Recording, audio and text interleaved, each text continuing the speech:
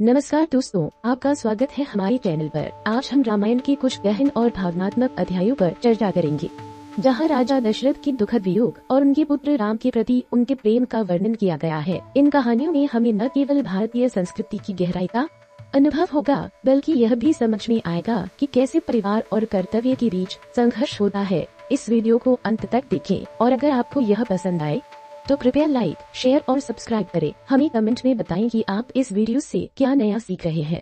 पुत्र के वियोग में शोक से संतप्त राजा ने रानी से उस कुख्यात कृत्य, उस युवा तपस्वी के वध का वर्णन करना जारी रखा और कहा, हे कौशल्या, इस अपवित्र कार्य को अनजाने में करके मैं अत्यंत व्यथित होकर यह सोचने लगा कि अब क्या किया जा सकता है, और मैंने माता पिता को ढूंढकर उन्हें शांत करने का निश्चय किया। पानी से भरा घड़ा लेकर मैं उसे तपस्वी के आश्रम में ले गया और वहाँ मैंने उनके माता और पिता को वृद्ध और दुर्बल एक साथ बैठे हुए देखा, जैसे पंख रहित दो पक्षी हो। मुझसे उनके सहारे से वंचित होकर वे गतिहीन बैठे थे, अपने पुत्र के विषय में बातें कर रहे थे और पानी की प्रतीक्षा कर रहे थे। मेरा मन शोक से घिरा हुआ था और मैं भय से ग्रस्त था, लेकिन उस वृद्ध जोड़ी को देखकर मेरी पीड़ा 1000 गुना बढ़ गई। मेरे कदमों की आहट सुनकर पिता बोले, हे मेरे पुत्र, आपको इतनी देर क्यों हुई? मुझे शीघ्र पानी दीजिए। हे बालक, आप पानी में स्वयं को क्यों विचलित कर रहे थे? शीघ्र आश्रम में आओ, तुम्हारी माँ अत्यधिक चिंतित है। हे मेरे पुत्र, यदि तुम्हारी माँ ने कुछ ऐसा किया है जिससे तुम अप्रसन्न हुए हो, तो तुम्हें उससे भूल जाना चाहिए। तुम ही हमारे एकमात्र सहारा हो, जो अंधे और अपंग है। तुम ही हमारी आंखें हो, हमारा जीवन तुम पर निर्भर है।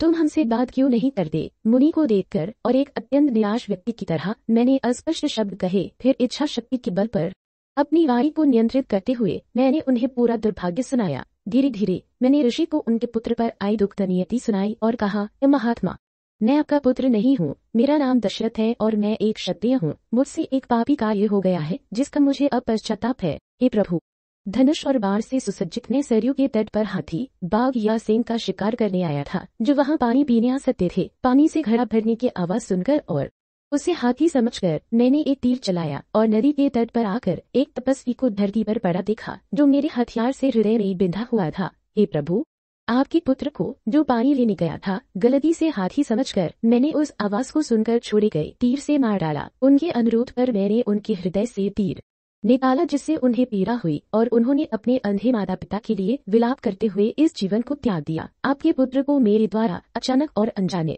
ने बिना किसी इरादे के मार दिया गया। जो होना था वह हो चुका है। आप एक ऋषि हैं, अब जो आप उचित समझे वह करें। मेरे स्वयं के मुख से मेरे बुरे कर्म की कहानी सुनकर ऋषि ने मुझ पर शाप देने से परहेज किया। उनकी आंखें आंसुओं से भर गई और उनका हृदय व्यथित हो गया। उन्होंने मुझसे, जो जुड़े हुए हाथों से उनसे विनती कर रहा था, कहा, हे राजन, यदि आपने स्वयं यह दुष्ट कर्म मुझसे स्वीकार न किया होता तो मेरे शाप से आपका सिर तुरंत 1000 टुकड़ों में बट गया होता। हे राजन, वन में रहने वाले किसी व्यक्ति का क्षत्रिय द्वारा वध करने से वह अपनी स्थिति खो देता है, भले ही वह इंद्र ही क्यों न हो। यदि कोई जानबूझकर किसी ऋषि या आध्यात्मिक गुरु पर हथियार से हमला करता है तो उसका सिर 7 टुकड़ों में कट जाता है। आप अभी भी जीवित हैं, क्योंकि यह कार्य आपके द्वारा अनजाने में किया गया था, अन्यथा आप और रघु का पूरा वंश नष्ट हो गया होता। हे कौशल्या, ऋषि ने कहा, मुझे उस स्थान पर ले चलो जहाँ मेरे पुत्र का शरीर पड़ा है। मैं उसकी अंतिम स्थिति जानना चाहता हूँ। हाँ, नियति के विधान के तहत वह धरती पर निर्जीव पड़ा है। उसका शरीर रक्त से सना हुआ है, उस मृगचर्म से रहित है जिसे वह पहले पहनता था। हे कौशल्या, अत्यधिक व्यथित ऋषि और उनकी पत्नी को उस स्थान पर ले जाकर उन्होंने अपनी उंगलियों से अपने पुत्र के निर्जीव शरीर को छुआ। उस स्थान के पास आकर उन्होंने अपने बच्चे के मृत शरीर को गले लगा लिया।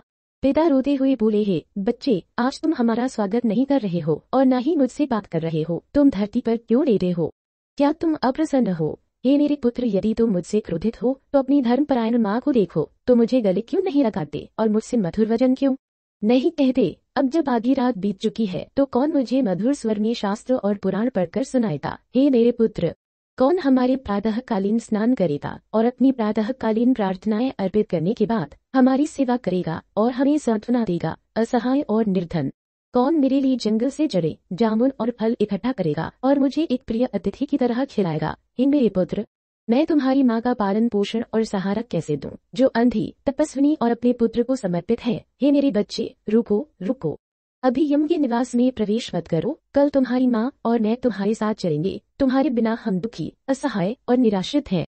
हम तुम्हारे साथ यम के निवास में चलेंगे। मृत्यु के देवता को देखकर हम उनसे कहेंगे, हमारे अतीत के अपराधों को क्षमा करे जिनके कारण हम अपने पुत्र से अलग हो गए हैं, और उससे अभी भी हमारा सहारा बने रहने दे। हमें यह वरदान प्रदान करे, हे मृत्यु के देवता, और हमें भय से मुक्त करे। आप न्यायपूर्ण हैं और अपने राज्य के प्रसिद्ध संरक्षक हैं। हे मेरे पुत्र, तुम निर्दोष हो और एक पापी मनुष्य द्वारा मारे गए हो, इसलिए सत्य की शक्ति से तुम नायकों के निवास में प्रवेश करो। जाओ मेरे पुत्र, उस उच्च अवस्था को प्राप्त करो जो उन लोगों को मिलती है जो सत्य का पालन करते हैं और अपने शत्रुओं के हाथों बिना पीछे हटे मृत्यु को प्राप्त होते हैं।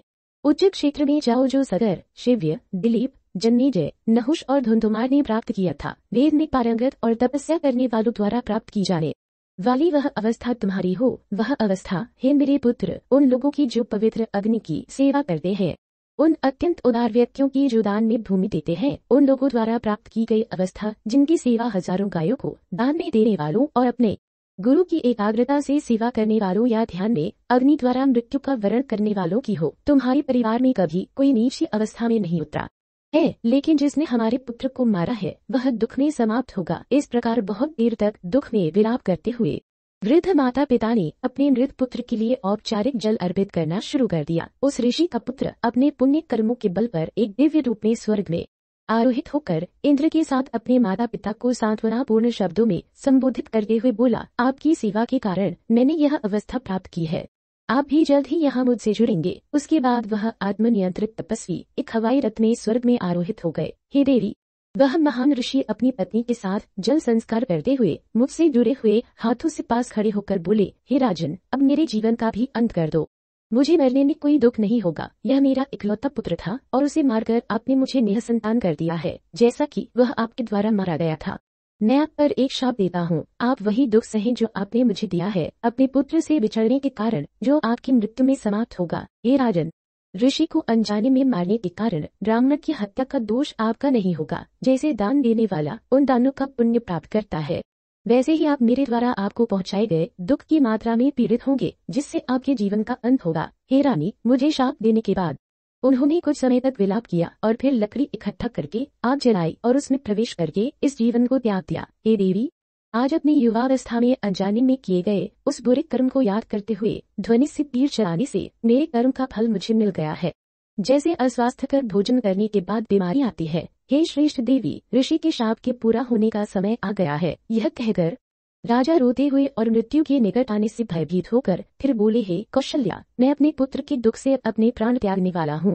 मैं आपको देख नहीं पा रहा हूँ, आप पास आइए और मुझे स्पर्श कीजिए। मृत्यु के निवास में प्रवेश करने वाले कुछ भी नहीं पहचान पाते। यदि राम मुझे एक पल के लिए भी छुपाते या मेरा धन और राज प्रतिनिधित्व स्वीकार कर पाते तो मैं अभी भी जीवित रह सकता था। हे शुभ देवी, मैंने राम के साथ न्याय नहीं किया है, लेकिन उन्होंने मेरे साथ जो किया है वह सही है। कौन विचारशील व्यक्ति एक पापी पुत्र को भी छोड़ेगा, लेकिन कौन सा पुत्र निर्वासन में भेजे जाने पर अपने पिता के बारे में बुरा नहीं सोचेगा। हे कौशल्या, मैं अब आपको देख नहीं पा रहा हूँ, मेरी याददाश्त भी धूमिल हो रही है। हे रानी, मृत्यु के दूत मुझे जाने के लिए बुला रहे हैं। इससे बड़ा कौन सा दुख है कि मृत्यु के समय मुझे राम, सत्य का नायक, दिखाई नहीं दे रहा है। मेरे पुत्र की अनुपस्थिति से उत्पन्न दुख, जिसने मेरी इच्छाओं का कभी विरोध नहीं किया, मेरे जीवन को ऐसे सुखा रहा है जैसे गर्मी पानी को सुखा देती है। वे मनुष्य नहीं, वे देवता है, जो 14 वर्षों के बाद कमला नयन और आकर्षक विशेषताओं वाले उस प्यारे मुख को देखेंगे। धन्य है वे जो अयोध्या लौटकर राम के पूर्ण चंद्रमा जैसे मुख को देखेंगे। भाग्यशाली है वे जो राजधानी में राम को शुक्र ग्रह की तरह देखेंगे, जो आकाश में अपना मार्ग पूरा कर रहा है। हे कौशल्या, मेरा हृदय टूट रहा है। मैंने स्पर्श, स्वाद और ध्वनि की इंद्रियां खो दी है। जब मन समाप्त होता है तो इंद्रियां बुझ जाती है, जैसे तेल समाप्त होने पर दीपक की लौ शांत हो जाती है। हे दो, तुम मुझे नष्ट कर रहे हो और मेरे जीवन को ऐसे बहा ले जा रहे हो जैसे एक नदी अपनी शक्ति से किनारों को बहा ले जाती है। हे राजकुमार, हे पराक्रमी वीर, हे मेरे दर्द को दूर करने वाले एकमात्र, हे अपने पिता के प्यारे, हे मेरे स्वामी, मेरे पुत्र, तुम कहाँ हो? हे कौशल्या, हे सदाचारी सुमित्रा, मैं जा रहा हूँ। हे मेरी क्रूर शत्रु कैकेयी, मेरे परिवार की खुशी को नष्ट करने वाली। रात बीतने पर भोर में रिवाज के अनुसार भाट राजा के महल में पहुँचे पारंपरिक गायक, जो अलंकार शास्त्र और राजवंश के इतिहास में निपुण थे और ताल व धुन से परिचित कुशल संगीतज्ञ, राजा की स्तुति गाने लगे। उनकी स्तुतियों और गीतों की ध्वनि से पूरा महल भर गया। अन्य लोग श्रद्धांजलि अर्पित करते हुए और तालियां बजाते हुए राजा के अद्भुत कर्मों का वर्णन कर रहे थे। महल के पास के पेड़ों में और पिंजरों में बंद पक्षी जागे और गाने लगे। उनके स्वर ब्राह्मणों के अभिवादन, वीरों के संगीत, भगवान के पवित्र नामों की जाप और राजा के महान कार्यों का वर्णन करने वालों की प्रशंसा के साथ मिल गए। खड़े थे, सेवा के लिए तैयार, जैसा कि उनकी आदत थी, जो राजा के स्नान का ध्यान रखते थे।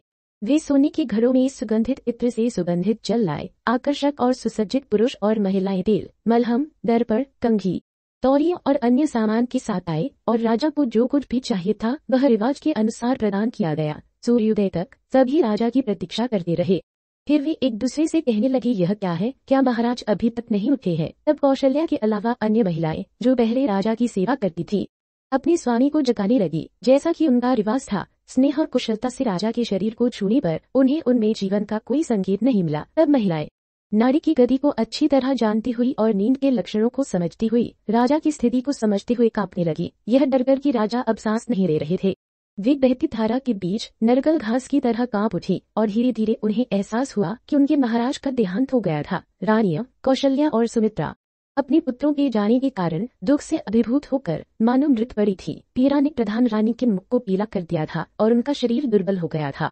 दोनों रानियां दुख से जिनकी शोभा कम हो गई थी, बादलों से छिपे तारों जैसी लग रही थी। दोनों रानियों को अचेत पड़ा हुआ और राजा को मृत देखकर महिलाएं दुख से जोर जोर से रोने लगी। परिचारिका महिलाओं के जोर से विलाप करने पर जैसे अपनी नेता से वंचित आधा हाथी, कौशल्या और सुमित्रा को होश आया। राजा के शरीर को छूने और उसे ठंडा पाकर वे अचेत होकर गिर पड़ी, चिल्लाते हुए, हे मेरे स्वामी, हे मेरे स्वामी, मेरे स्वामी। धूल से ढकी हुई धरती पर पड़ी हुई रानी कौशल्या आकाश से गिरे तारे जैसी लग रही थी। राजा के स्वर्ग से धारने पर अंतःपुर की स्त्रियों ने रानी को एक नागिन के समान भूमि पर पड़ा देखा। कैकेयी सहित राजा की अन्य रानियां दुख से अभिभूत होकर पृथ्वी पर अचेत होकर गिर पड़ी। भीतर की स्त्रियों का और अब उनके पीछे चलने वालों का विलाप पूरे स्थान में भर गया। शाही महल आनंद से रहित और दुख की ध्वनि से भरा हुआ पीड़ित संबंधियों और मित्रों से खचाखच भरा था, जो विलाप कर रहे थे और रो रहे थे। दुख से पीड़ित रानियां दयनीय ढंग से विलाप करती हुई अपने दिवंगत माता पिता से चिपके अनाथ बच्चों की तरह पराक्रमी राजा की भुजाओं से लिपट गई। कौशल्या ने मृत राजा का सिर, जो बुझी हुई अग्नि, जलहीन सागर या कांतिहीन सूर्य के समान था, अपनी गोद में रखा और दुख से व्याकुल होकर इस प्रकार कैकेयी से बोली, हे कैकेयी, तुम्हारी महत्वाकांक्षा पूरी हो गई है। अब बिना किसी और विरोध के शासन करो। राजा को त्याग कर अपने पुत्र के साथ राज्य का आनंद लो। हे दुराचारिणी, राम के चले जाने और राजा के भी न रहने से मैं एक खतरनाक और कठिन मार्ग पर अपने साथियों से विहीन यात्री के समान हो गई हूँ। मेरे जीवन में अब और कोई आनंद नहीं है। हाय, कौन सी स्त्री अपने पति, अपने आराध्य के बिना जीना चाहेगी? कैकेयी ही ऐसी है जिसने सभी गुणों को त्याग दिया है। लोभी लोग अपने कर्मों के परिणामों की परवाह नहीं करते। जैसे एक भूखा व्यक्ति बिना उसके प्रभावों पर विचार किए विषैला भोजन खा लेता है। हाय, कैकेयी ने एक कुबड़ी दासी की प्रेरणा पर रघुवंश को नष्ट कर दिया है। राजा जनक यह सुनकर इतना कटुता से शोक मनाएंगे कि राजा दशरथ ने कैकेयी के कहने पर राम को उनकी पत्नी सहित निर्वासित कर दिया है।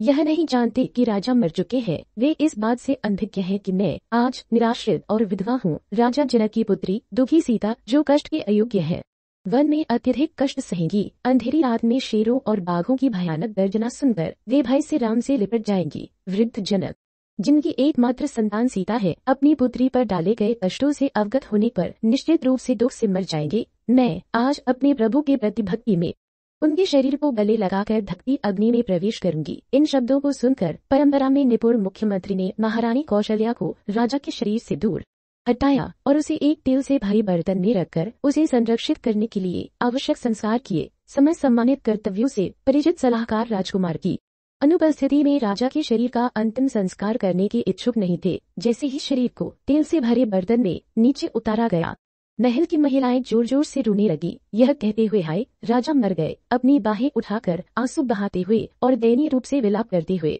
वे चिल्लाई, हे राजा, हमें मधुरभाषी राम से अलग करके आपने भी हमें क्यों त्याग दिया है? हम दुष्ट कैकेयी के साथ कैसे रहेंगे, जिसने राम को निर्वासित किया है और अपने पति को मार डाला है? हाय, श्री राम हमारे जीवन का मुख्य सहारा अपना राजसी हिस्सा छोड़कर वन चले गए हैं। हम राम और आपके अनुपस्थिति में कैकेयी के तिरस्कार और अत्याचार के अधीन कैसे रह सकते हैं? क्या वह, जिसने राम, शक्तिशाली लक्ष्मण और सीता को निर्वासित किया और राजा को त्याग दिया, हमें भी नहीं त्यागेगी? तब राजा दशरथ की मुख्य रानियां दुख से अभिभूत होकर आंसू बहाते हुए स्वयं को सभी सुख से विहीन महसूस करने लगी, जैसे चांद की बिना रात या अपने स्वामी से विहीन एक सुंदर और युवा स्त्री।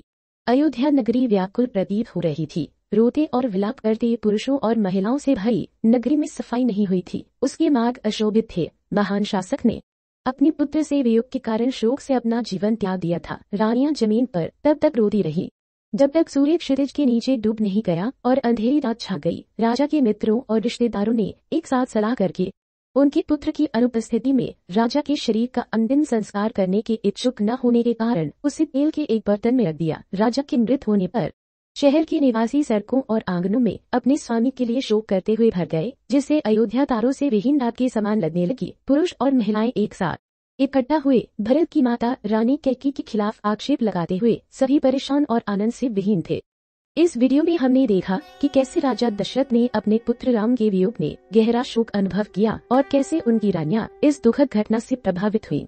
कहानी हमें यह सिखाती है कि जीवन में कभी कभी हमें कठिन निर्णय लेने पड़ते हैं और इसके परिणाम हमारे और हमारे प्रियजनों के लिए कितने भयानक हो सकते हैं। राजा दशरथ का दुख और रानियों का विलाप हमें यह याद दिलाता है कि परिवार का महत्व और एक दूसरे के प्रति प्रेम सबसे बड़ा है। अगर आपको यह वीडियो पसंद आया हो तो कृपया इसे लाइक करें, अपने दोस्तों के साथ शेयर करें और हमारे चैनल को सब्सक्राइब करें। हमें कमेंट में बताएं कि आप इस कहानी से क्या सीख रहे हैं और आपके लिए इसका क्या महत्व है।